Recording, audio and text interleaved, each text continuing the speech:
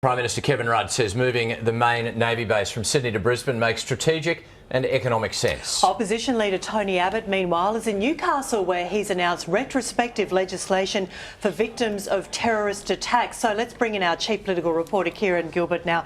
And Kieran, a big morning for both leaders. Indeed, Nina. And as we saw and as our viewers saw a bit earlier, Kevin Rudd addressing the Lowy Institute with that speech, a wide-ranging speech, and making the point that our security challenges lie in the north, the northeast and the northwest, hence his argument that Australia needs to look at moving Naval Fleet Base east from Sydney north to Brisbane, Townsville, Cairns and Darwin, and even west to Perth. He flagged there as well. But he wants a review. He's established a three-person task force to look into this prospect over 2 years. That, of course, if he wins the upcoming election. Our political reporter Tom Connell was there for the speech. Tom, so Mr Rudd made the argument on strategic terms, but also made the economic argument as well.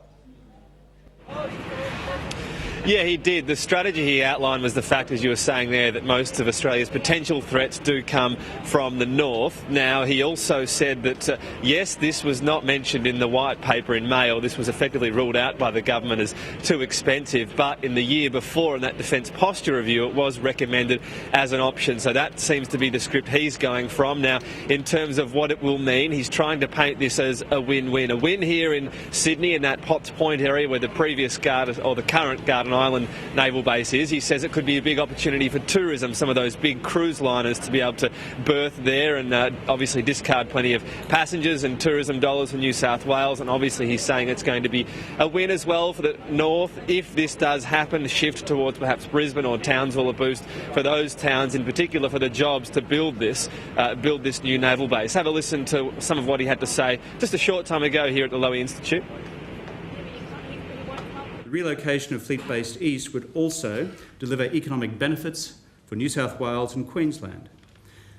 It would help open up Garden Island for the possibility of exciting new uses, such as greater public green spaces on Sydney's foreshore, appropriate heritage protection, as well as possibly providing berths for the burgeoning cruise ship industry as a further boom to Sydney's economy.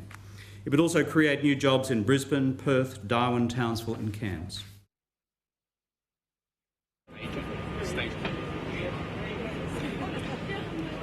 Now, one of the key issues the Defence has had with this has been cost, Kieran. It's estimated to be a cost potentially of up to $6 billion.